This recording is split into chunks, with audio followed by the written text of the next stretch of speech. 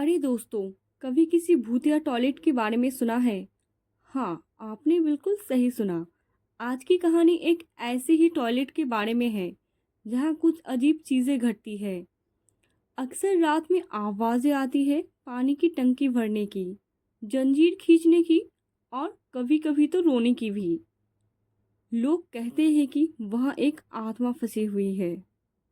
रवि 13 साल का एक लड़का था। वह 8वीं कक्षा में पढ़ता था। रवि का परिवार उस समय एक किराए के मकान में रहता था, जिसके पीछे एक शौचालय और एक कुआं था। रात के समय यह जगह भूतह नजर आती थी और उसे वहां जाने में बहुत डर लगता था। तो चलो रवि की हॉन्टेड टॉयलेट वाली कहानी मैं आपको सुनाती हूँ। शुक्रवार की रात अमावस्या का दिन था। मेरे पिताजी रात को काम पर गए थे। घर पर मैं, मेरी बहन, चाचा और मेरी माँ थे। मेरे चाचा और मैंने उनके कार्यालय में एक फिल्म देखने की प्लान बनाई थी, जो हमारे घर के ठीक ऊपर था। रात 10 बजे हम चारों ने खाना खाया। मेरी माँ टॉयलेट गई और वापस आकर अचानक कांपने लगी। मैंने पंखा बंद कर दिया और मेरे चाचा ने उसे मोटे कंबल से ढक दिया। वह अभी भी कांप रही थी, इसलिए हमने और एक कंबल डाल दिया और कुछ देर के बाद दूसरा कंबल डाल दिया। हमने उसे सोने के लिए कहा और हम दोनों चाचा के ऑफिस में मूवी देखने के लिए चले गए। ऑफिस में जाने के बाद हम दोनों ने माँ की हालत के बारे में थोड़ी बातचीत की। माँ की हालत देखकर हमें डर लगने लगा था। हमने मूवी प्लान छोड़कर घर में सोने जाने का फैसला किया। उसने हमारे लिए दरवाजा खोला और अभी भी कांप रही थी। बहन पहले से ही गहरी नींद में थी। मेरी माँ आमतौर पर फर्श पर सोना ही पसंद करती है और क्योंकि वह कांप रही थी, इसीलिए हमने उन्हें बिस्तर पर सुला दिया और हम दोनों मेरी माँ के बगल में सो गए। वह अचानक उठी और चुपचाप बैठ गई। जब हमने उससे पूछा कि क्या हुआ, तो उसने मुख्य दरवाजे की ओर उंगली दिखाते हुए कहा, वहां देखो, वह मुझे बुला रहा है। हम दोनों को लगा कि वह मजाक कर रही है और मैंने कहा, माँ मत खेलो, रात का समय है।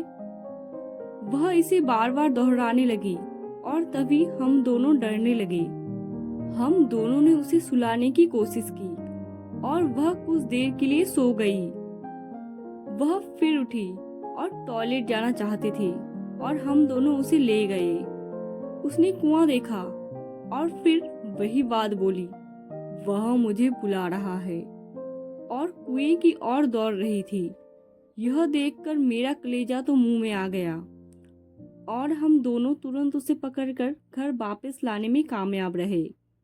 हम वापस कमरे में ले आए और माँ को देखा। माँ अभी भी कांप रही थी और उनकी आंखों से डर साफ झलक रहा था। हमने उससे पूछा कि उन्हें क्या हुआ। माँ ने धीमी आवाज में कहा कि उन्हें टॉयलेट में कुछ दिखा था। फिर मेरी माँ ने मुझे इतनी जोर से गले लगाया कि मुझे सांस लेने में तकलीफ महसूस होने लगी। फिर मेरी चाचा आकर मुझे छुड़ाए। मेरी माँ को प्यास लग रही थी और वह बीच बीच में पानी पीती रहती थी। वह कम से कम 1 घंटे में 3 से 4 जग पानी पी गई होगी। हम दोनों सोचने लगे कि इसके शरीर में कोई बुरी आत्मा घुस गई है। मैं बहुत डर गया था और मैंने पूजा कक्ष से देवी चोटानिक्करा अम्मन की तस्वीर ली, जो भूत प्रेत भगाने के लिए प्रसिद्ध है, और उसके हाथ में दे दी। एक धार्मिक व्यक्ति होने के नाते मेरी माँ ने वह तस्वीर फेंक दी। कुछ भूत प्रेत वाली फिल्में याद आ गई, जहाँ वे भूत प्रेत से ग्रस्त लोगों से बात करते हैं और बुरी आत्मा को बाहर निकलने के लिए कहते हैं। मैंने भी यही किया। मैंने हिम्मत जुटाई और कहा, प्लीज मेरी माँ को छोड़ दो, प्लीज मेरी माँ को छोड़ दो, तुम जो भी हो, प्लीज मेरी माँ के शरीर से बाहर निकल जाओ।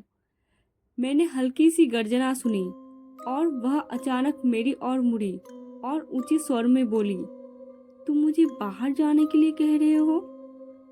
इससे मैं सदमे में आ गया और मेरा डर का पैमाना चरम पर पहुंच गया। मैंने कम से कम आधे घंटे तक अपनी मुंह नहीं खोला। रात के 2 बज रहे थे और मेरे चाचा ने कहा, हम थक गए हैं अक्का, कृपया सो जाओ। उसने कहा, आओ तुम दोनों मेरी गोद में सो जाओ।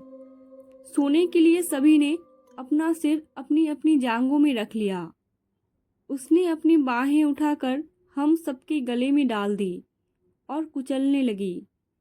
हम दोनों जल्दी से वहां से बाहर निकले और मेरे चाचा ने मुझसे पूछा, क्या उसने पहले इसी तरह से तुम्हारा गला दबाया था?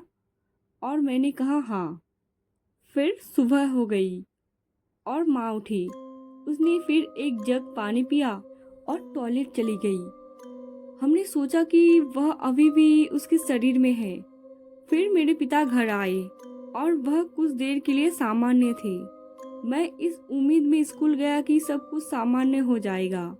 बाद में मैं स्कूल से आने पर वह सामान्य थी और मुझे मेरे चाचा ने बताया कि उस पर भूत प्रेत भगाने का उपाय किया गया था।